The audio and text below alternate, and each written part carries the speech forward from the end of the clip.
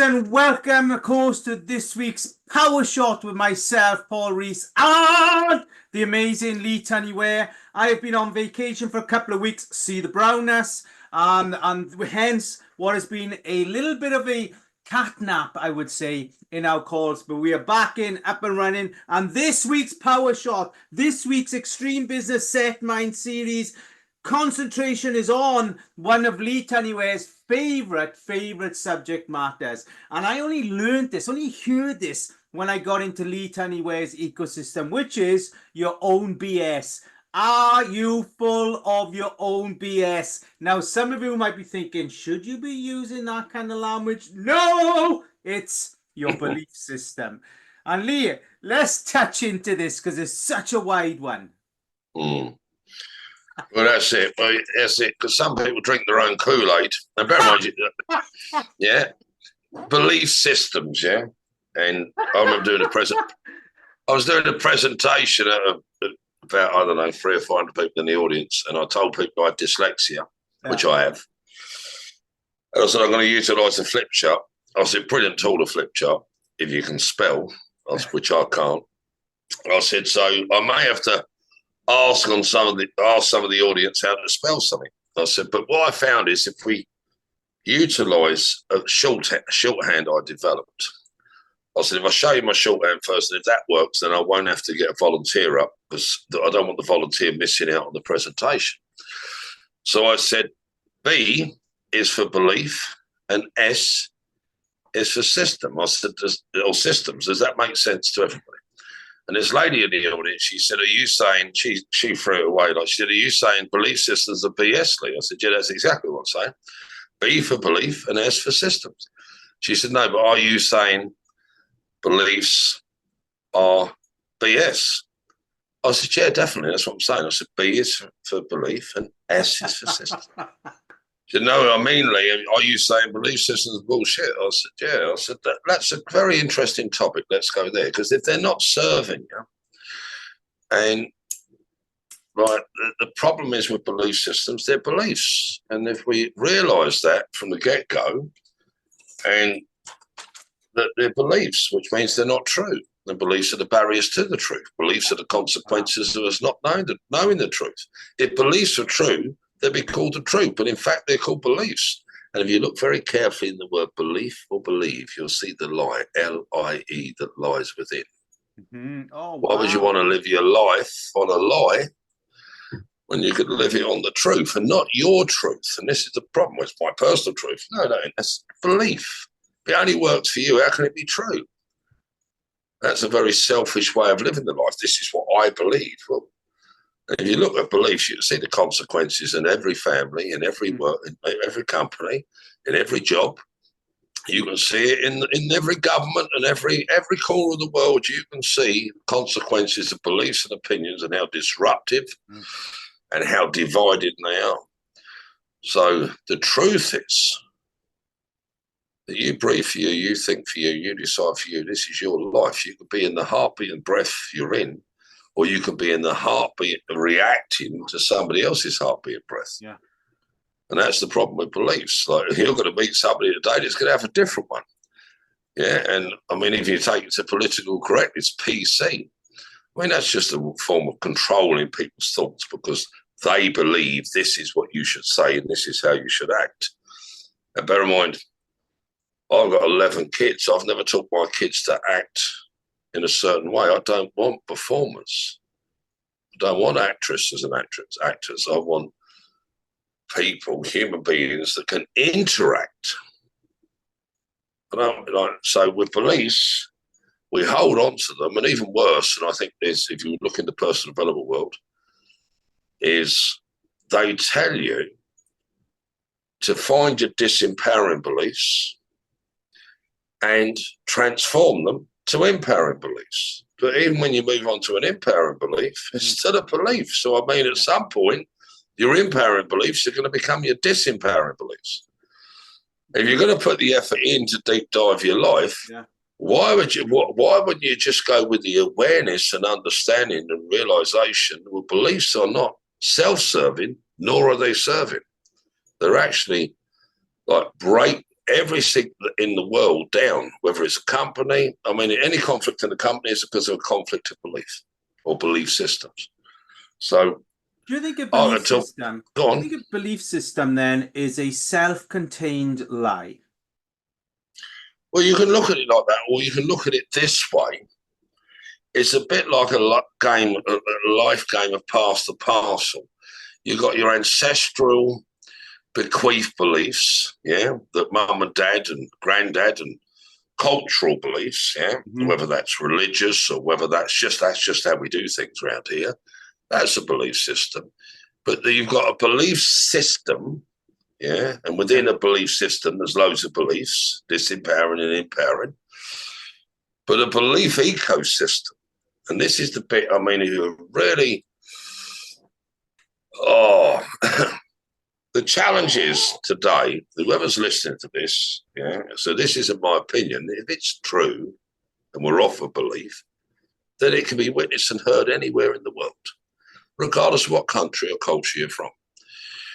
Is today, if you have any conflict at all, any disagreement at all, and depending how aware or how good you are at communicating, or how good you are at going stage left when because somebody's kicked off, is other people's reaction to what you do or say, yeah, is where you've disrupted their belief system, because they'll even say to you, I can't believe you said that.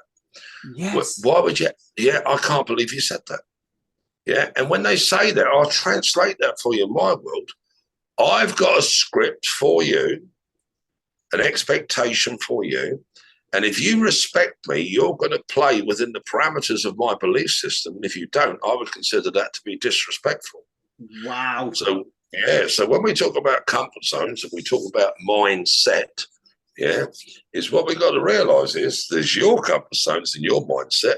You think they're yours. They're not yours. They're how you've been trained, like a little dog, to perform and interact within other people's belief systems. So even when you go there by beliefs, this is what I stand for, they're not what you stand for. They're what you fall for. Oh, so you're living a lie. Because this is what caught me. You said, Paul, in the word belief, the word lie is right in the center. Well, we are. Lie if. Well, if you go to the truth, every human wants to be respected. But how can I respect another human when I don't know what they expect of me? So once I have an idea, well, Paul likes this, Joanne likes that, Paul loves pizza. He loves pepperoni pizza. I'm going round Paul Saturday night. I told him I'll bring him something round, not to cook dinner, I'm bringing it. Now, I know he hates Chinese. Yeah, so I brought him round Chinese, and he's my mate. Yeah.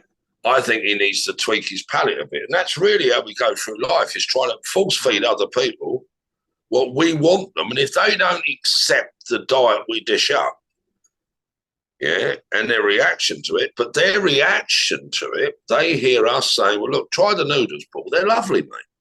Oh, like, it's made of the same stuff, really, mate.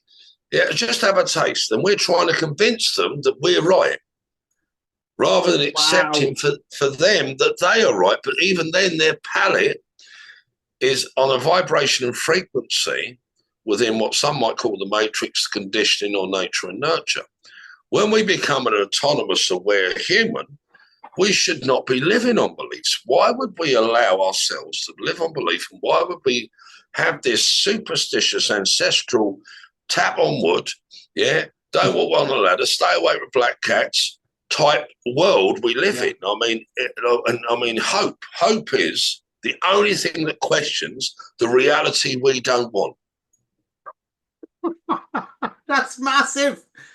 Hope is like this poor edge that we talk. I mean, Lee, do you think, here's the thing, I want to come in on this again, is that, would it be fair to say that a big chunk of business is rammed down people's throat from another person's belief as to how they it can be.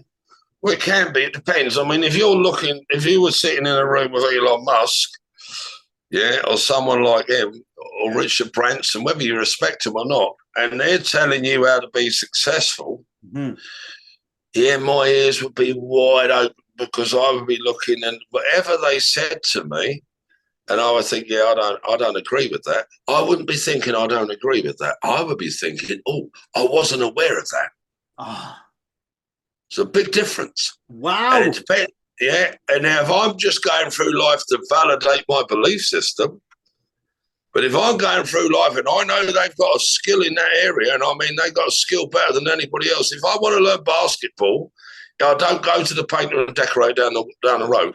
I'm going to go and talk to like the top basketball players. If I want to learn, like, I don't know, how to fly a jet, I want to talk to somebody that's flown jets. I don't want to talk to somebody that's read books on flying jets. So, like I said to my son the other day, yeah, and this might be a controversial story, but I say the other day, this was last night. Ros and I were over seeing my mum at the nursing home. We're coming back, and Jake's messaged mum just as we're getting in the car. Jake's messaged Ros and said, "Can I go and watch the match? This is Spain v England or England v Spain at Column's house." Yeah, and Ros has said it to me, and but he never asked me. You can hear it like poor dad. He always asks his mum. And she said, "What do you think?" Now, normally, like if Ross, "What do you think?" and I'll say, "Oh, yeah," and Ross says it back to him. But he never checks in with me. So I said, "I'll say, well, it's fine." I said, "Are you okay about it?" She went, "Yeah." So I said, "Well, if you could say you're okay about it, and then tell him to phone me." And he's messaged back. He said, "Well, you're with Dad. Why can't you ask him?" She said, "Phone your dad." So he's phoned me. And I said, "I just got a question for you, Jake." And I said, "Nothing to do with the football." I said, "How come you always ask your mum when you never ask me?" I said, "Do you think your mum's easier to ask than I am?" He went, "Well, no, nothing like that at all."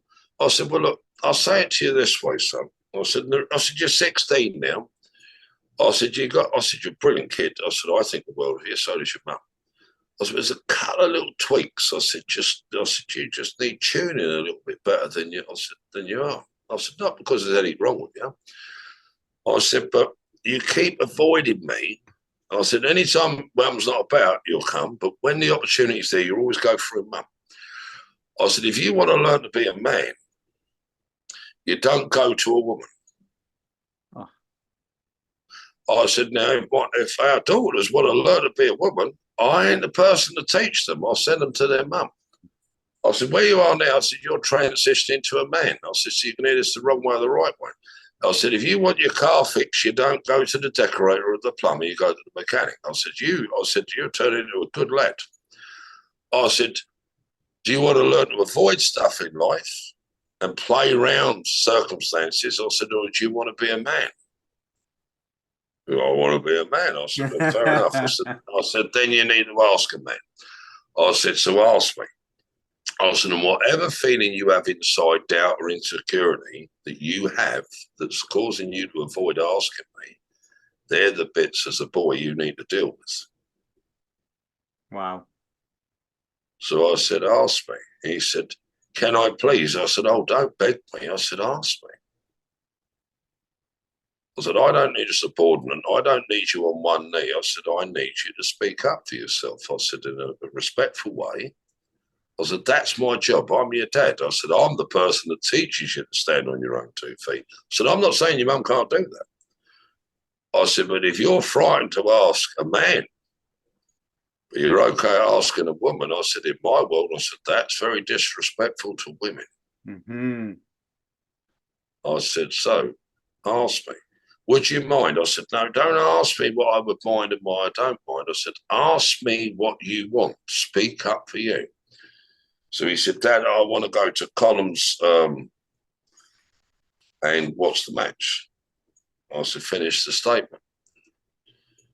So he said, "What do you mean?" I said, "Finish the statement." I said, "You said I want to go to Columns and say, yeah, would you be okay with that?"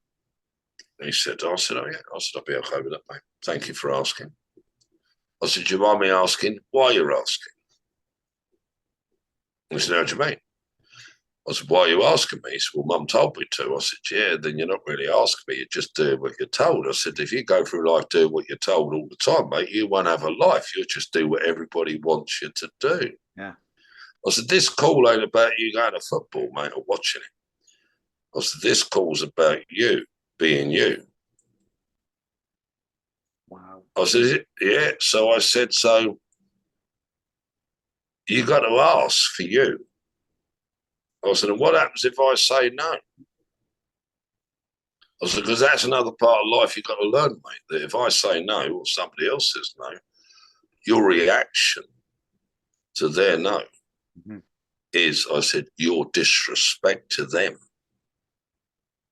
I said, because if you're asking and you're genuinely asking, the answer could be yes or no. Yeah.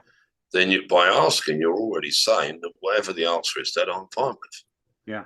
I said, if I did say no, why would I say no? He said, well, if there's drink there or drugs there or there was the wrong crowd there. I said, yeah. I said, and if I had any doubt or like I was unsure, what would my answer be? He said, no. I said, so by you asking me, I said, I'm already assuming. I said, none of that's happening. He said, well, no, Colin, is it like that? I said, I know that. I said, but there's going to be a time when you ask me and I won't know. I said, when I ask you, I said, I expect you to tell me the truth. Yeah. I'm never going to say yes to the wrong circumstances. But if you mislead me. So I said, my job isn't to say yes or no, mate. I said, my job is to teach you to say yes or no. I said, are you going to be safe there? He said, yes. I said, yeah. Do you want to go there? He said, yes. I said, what time are you back at? And he told me. I said, brilliant. Yeah, I said, I've got no problem with going watching the match, mate. I said, bear in mind when you ask me, you're not asking for permission. What you're asking, I said, is one, out of respect and realising that the last 16 years I've served you well. I said, that's one. I said, two, you're also asking because you're in a transition from boy to man. I said, you might know what to say yes to or what to say no to. I said, sometimes you might phone me and I'll say to you, because, yeah, your ears to the phone, and I'll say, I'm on a speaker, and you'll go, no. And I'll say, is this what you want to do, son? Yeah. And if you go, well, if I hear home, I'm going to say, yeah, no, come home. Because you might be phoning me as the reason to come home. I said, my name's Dad. Everybody else calls me Lee. You got the privilege of calling me Dad. I take that very seriously. Yeah. So you make sure you always phone me. Because when you don't, it makes me feel like that you don't want a dad. Wow. So the belief systems, some of them are developed by, well, I want to go and see my girlfriend, but dad won't like it or mum won't like it. It's not that mum and dad won't like it. Mum and dad won't let me do what I want. That isn't it. It's what they want to do. Will it serve them in the now? And will it, in that heartbeat and breath to them, will it serve them in the future? Some parents are a little bit OTT. Same with a boss, same with a manager. It's the same thing. They're just like a dad. Yeah. And their job's to make sure that the business runs correctly. So everybody's still got a JOB. Yeah. If somebody doesn't do their bit or pretends to do their bit and doesn't do it, sooner or later there's a price to pay. So on beliefs, yeah, if you believe, well, I believe I'm entitled to do this, well, fair enough. Is it going to cause somebody else a problem or you a problem? Is it misleading somebody? Does somebody else believe something and you know that they believe one thing but you're doing another? Then that's the problem with belief. The truth is always the truth, regardless of what part of the world you're in and what day of the week it is. Do you know, Lee, I love the simplicity of how you've really sort of dissected this and put it into a very understandable language to belief. And for me, this has been so kind of enlightening because when you look at belief, it's a word that's used that is completely misunderstood. And I think that this is like a whole 10-episode deep dive on belief in itself. It's huge. It's a huge word that I'm going to put here that we are going to at some point really look into the shape of belief in life and business in life, parents. We really look at what the challenge is BS is belief system. Yeah. So system. which means there's a lot more going on than just the belief. And a lot of people just focus on the belief. What about the system that made you think or feel that belief in the first place? Wow. And I'll leave you with this one, Paul. Does anybody, and this is a question, yeah, does anybody know the difference between a thought, an opinion, and a belief? Wow. What's the difference between a thought, an opinion, and a belief? Yeah. This is also, listen, this has been absolutely beautifully, and I don't know what that little tune thing is that Zoom has introduced at the end of I the don't time. know. It's something new again. I thought it was like our great adventure, and you were going to announce something. Like the Indiana Jones, Lee and Paul are going off or something. Like, what is that? But it's something I have to figure out. Lee, this has been absolutely beautiful. And all those who are watching this, know, like, subscribe, and also watch out for the new Lee Tannyware channel that's coming on my YouTube. What we call it? I can't remember the word. Channel. It's all coming forward. But this, we got loads from today. Thought, opinion, belief. This is coming also from Lee Tannyware. And Lee, thank you. Thank you, my friend. And bye for now, and boom! Boom.